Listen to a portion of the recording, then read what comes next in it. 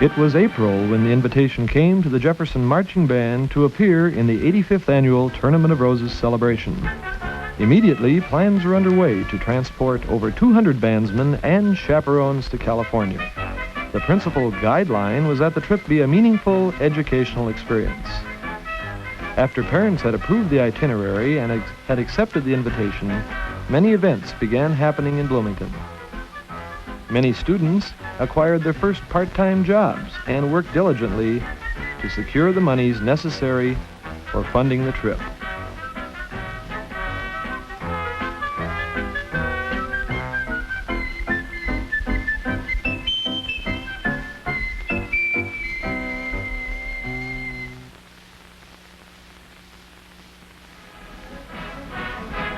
Practice began in August and continued during the fall in preparation not only for the Rose Bowl experience, but for 7 football appearances and countless concerts as well. When ice and snow of late November got to Minnesota, the band moved indoors to a large hangar at International Airport. And here they encountered several practice sessions in preparation for California.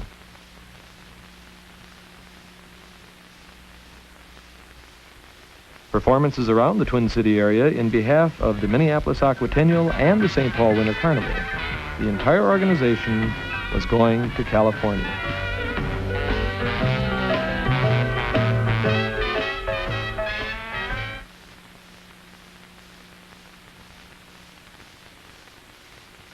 And practices continued. Ah, yes, practice, concert, practice, rehearsal, practice.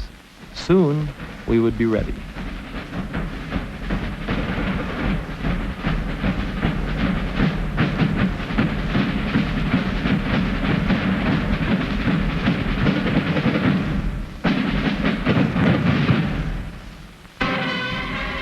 Rehearsals continued through Thanksgiving vacation and on into November. And finally, Christmas Day came, and the band loaded their 2 chartered jets for California.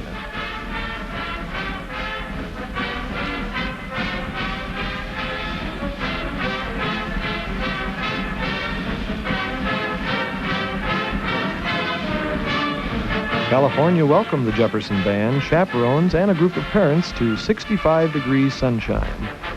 The band soon settled at the Grand Hotel, and practices began in our new situation, 65 degrees, Anaheim, California.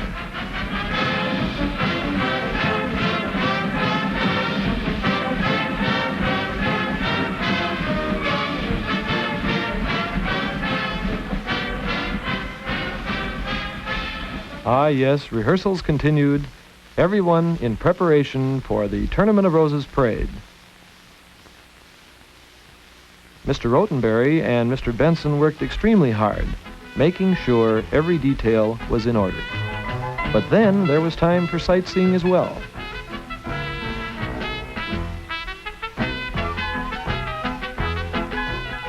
Sightseeing for the band began at Universal Studios.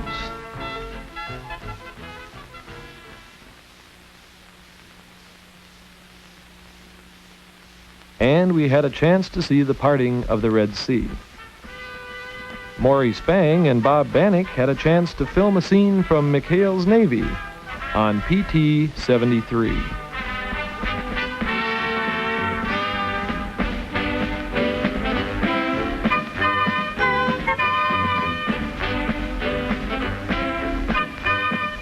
And the sightseeing continued.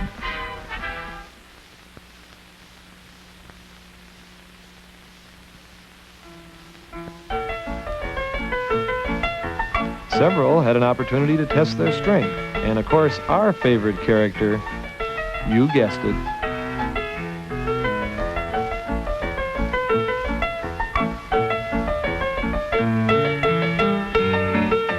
from Universal City, the band moved to Marineland on the Pacific, on the Palos Altos Peninsula.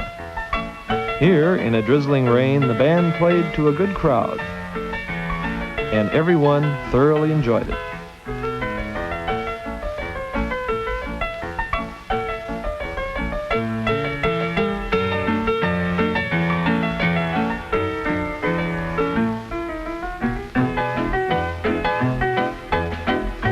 JJs also had an opportunity to show their wares.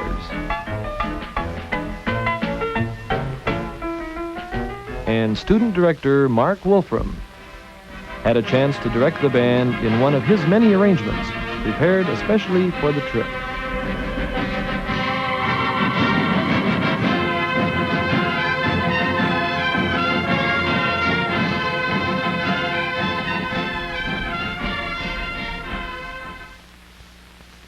And each performance was preceded by a formal inspection. On this trip, every shoe was polished, horns were polished, and everyone was in readiness for our first formal appearance at Disneyland.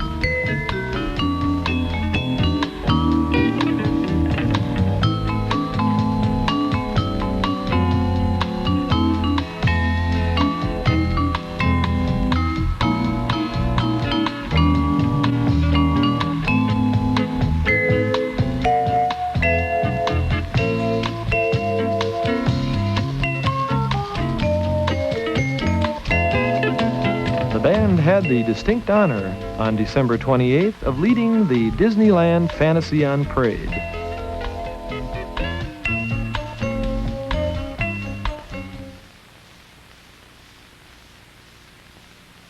And here in their first marching appearance, the Jefferson Marching Band.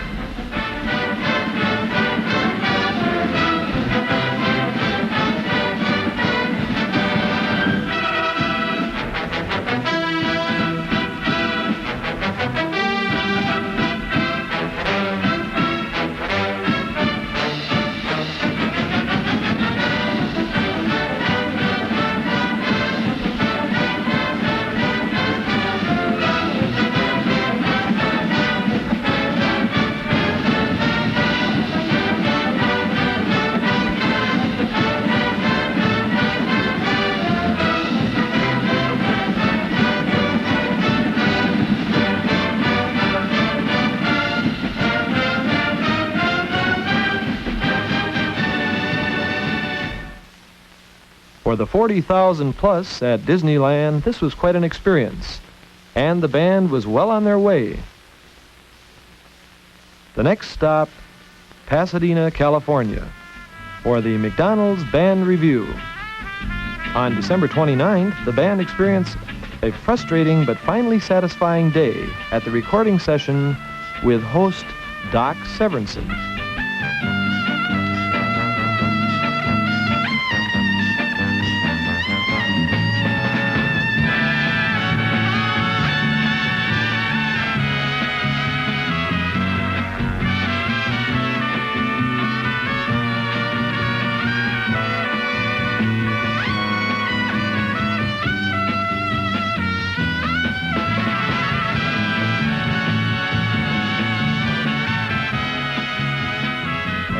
The band spent a great deal of time waiting and watching bands from throughout the nation performing in the McDonald's Band Review.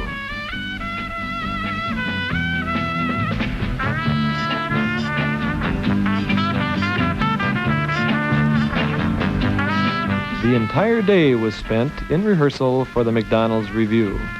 The band was going to have one opportunity to do their show, and hardly anyone was nervous.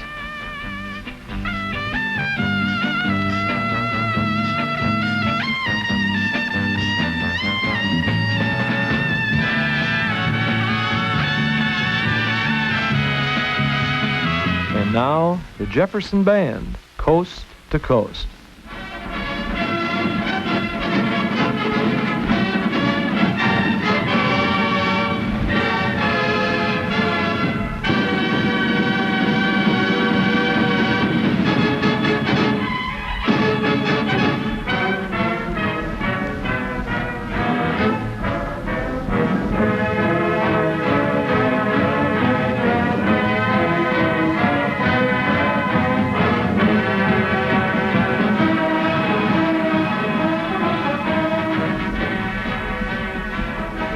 The band review show just completed, the band now would relax and get an opportunity to meet students from other states, students from other bands who had worked as they had to appear before the cameras in the band review.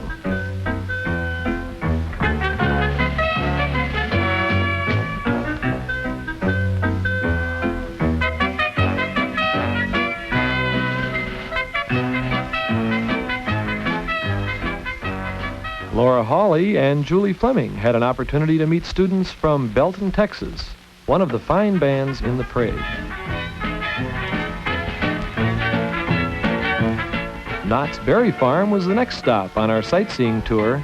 See if you recognize, oh yes.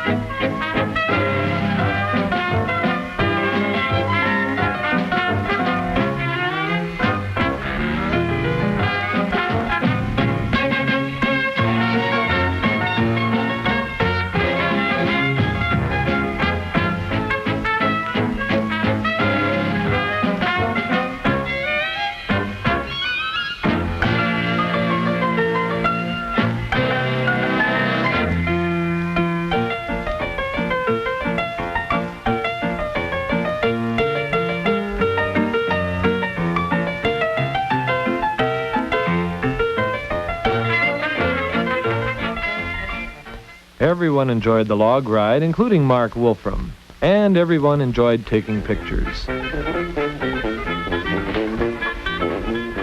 A number of the people in the band had an opportunity of riding Old 41 around the park. Let's listen to Old 41.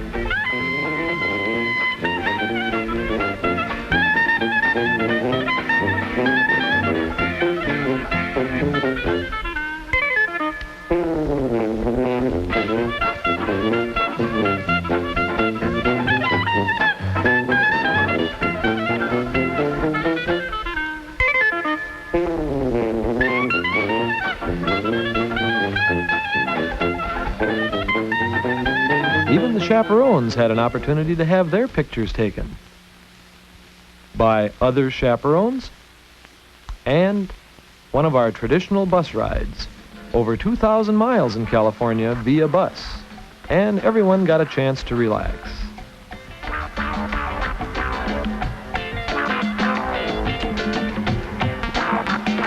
Our next stop was a chance to see the Rose Parade floats being constructed. Many months of effort go into creating the floral masterpieces appearing in the 85th Annual Tournament of Roses Parade, all entitled Happiness Is. And the line was long, too, which was not quite so happy.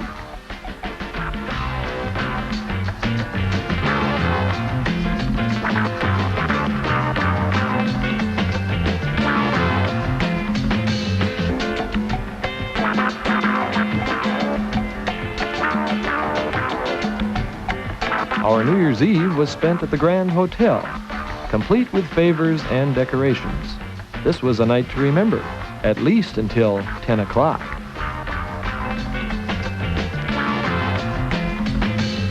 Mr. Benson informed us that we would be up at 3 o'clock.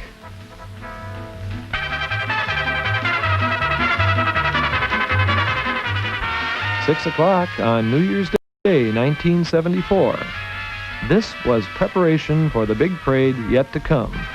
1 million spectators were on curbside and in bleachers along the 5.5-mile route, and over 125 million were watching worldwide on TV via Telstar.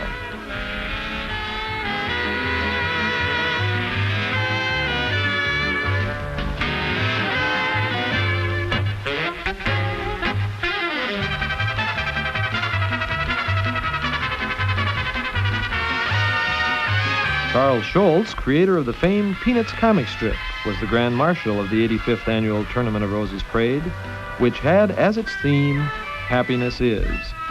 It is most appropriate that this creative genius lead the procession with its motive of lightheartedness and gaiety, since he has been the source of happiness and good cheer for millions throughout the world.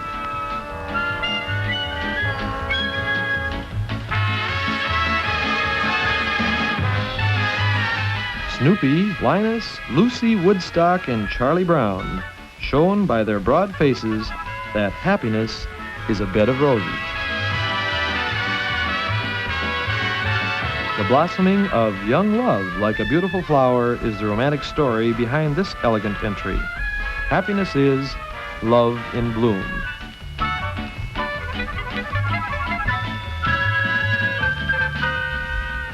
Happiness is a vacation was the theme of the Virgin Islands float. This was the grand prize winner.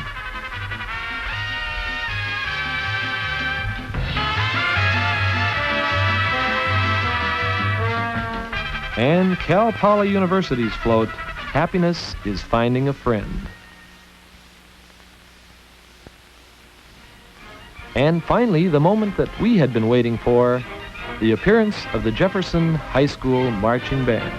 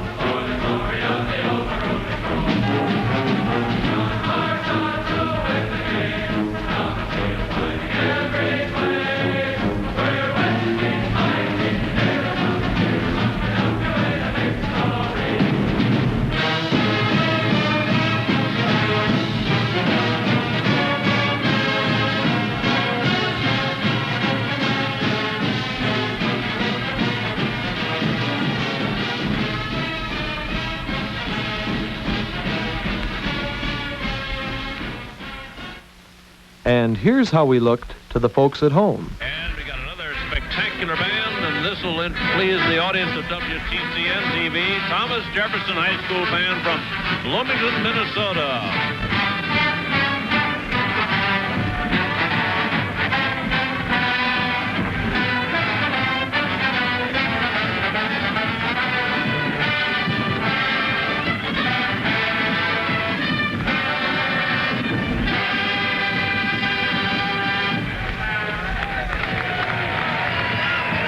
Jefferson High School in Bloomington, Minnesota, the home, of course, of the Vikings, the Twins, and the North Stars. And this is just a part of the turnout here. It's the first time since the early 50s that Minnesota's had a band at the parade. These youngsters earned $61,000 in candy sales, car washes, everything else, so they can make the trip out here.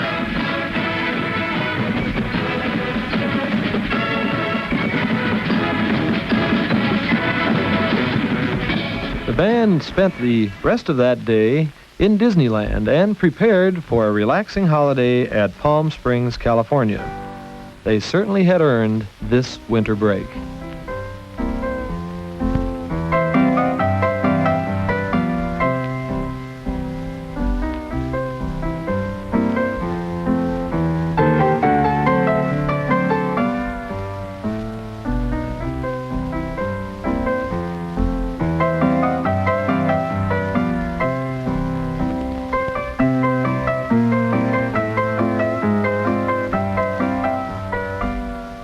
A 3-hour bus trip found us in Palm Springs, California, and the Erewhon Garden Hotel. Everyone was primed for this, and everyone had their swimming suits out.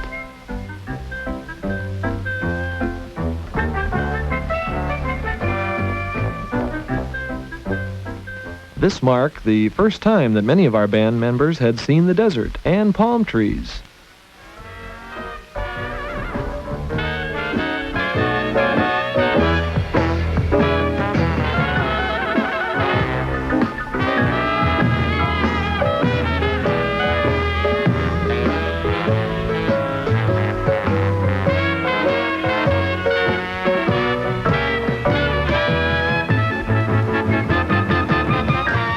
There certainly were some pale faces in California that day, and everyone had a good time.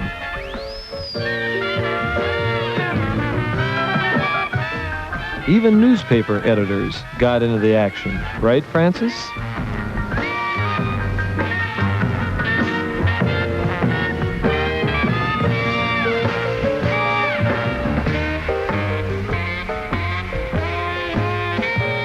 And everyone relaxed. The 4th annual Marching Band Banquet was held at the Erewhon Country Club. One of our guest speakers was Queen of the Lakes, Barbara Peterson. And students got awards for service to the Jefferson bands.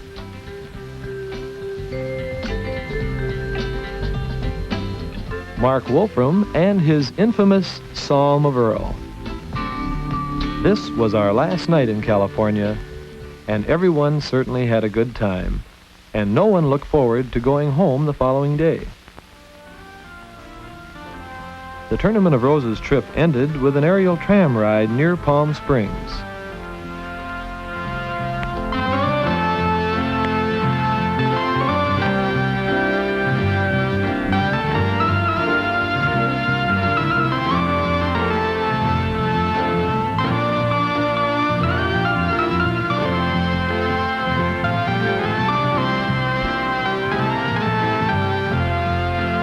The amount of goodwill for Minnesota and the value of the band's impression on Minnesota's young musical students, and the effect on the individual Jefferson band members themselves. These are all significant events with long-lasting effects that will be experienced for years to come. Little is left to be said about the 85th Annual Tournament of Roses Parade and the California trip. The memories now live in our minds, and I'm sure will be renewed each New Year's Day as we watch the parade from our different vantage points throughout the country. Hopefully, all will reacquaint themselves with this experience as we lived it together on that day. To the members of the band and their parents, thank you very much.